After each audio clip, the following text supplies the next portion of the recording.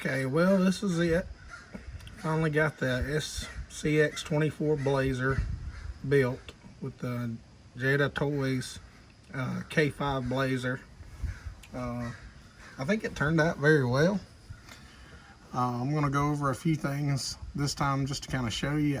I did not get all of it on video of the things I did because I was just kind of flying by the seat of the pants because I'd never done anything like this before, so just kind of bear with me.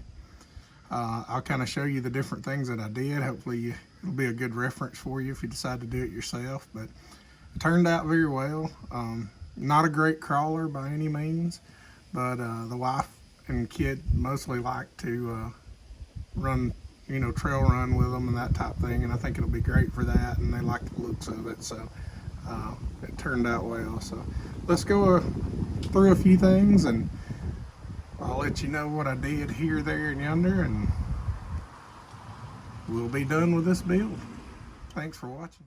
Alright, so first of all, we left the camper top to where it was removable, so we can just pop it off there. We just painted it black inside. If you look inside, you'll be able to see the battery and everything. You can also see my mounts that I come up with.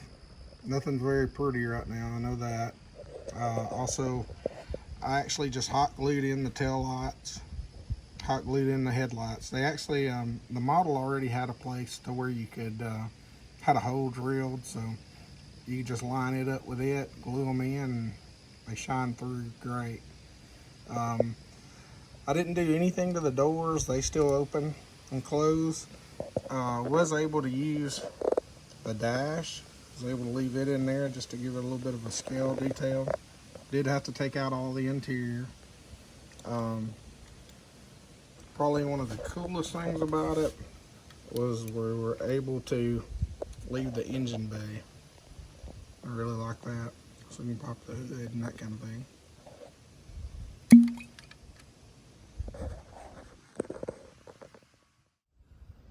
Okay, I'm going to show you underneath. We actually kept the body. I made it so it would still swivel up so you could get to everything. I did a magnetic mount, just kind of a DIY. I had an extra magnet laying around.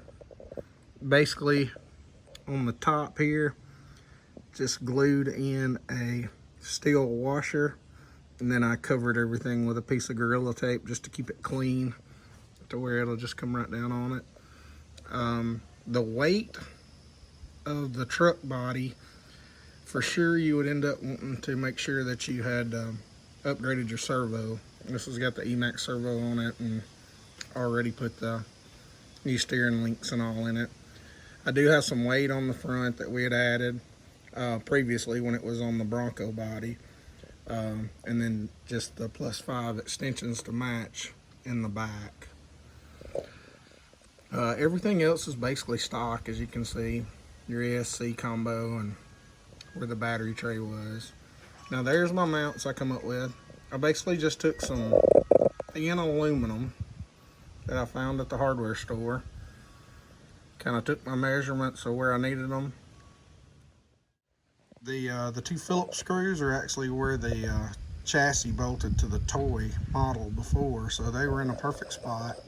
I did have to drill out a little bit on the back of the frame to make everything bolt up, because I put a little bigger bolt in it because I wanted to make sure it had plenty sturdiness as far as being able to lift it and all that over and over again. But it's definitely not pretty, but it works. Everything lined up.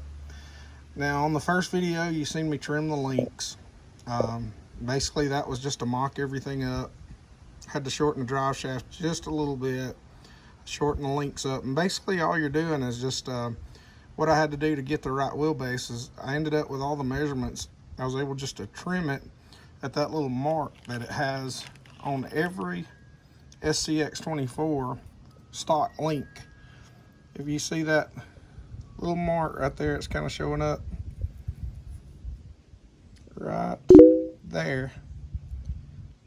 Basically, I took the rear Bronco links and I just heated a box cutter, snipped them off right there for top and bottom, kind of squared them up,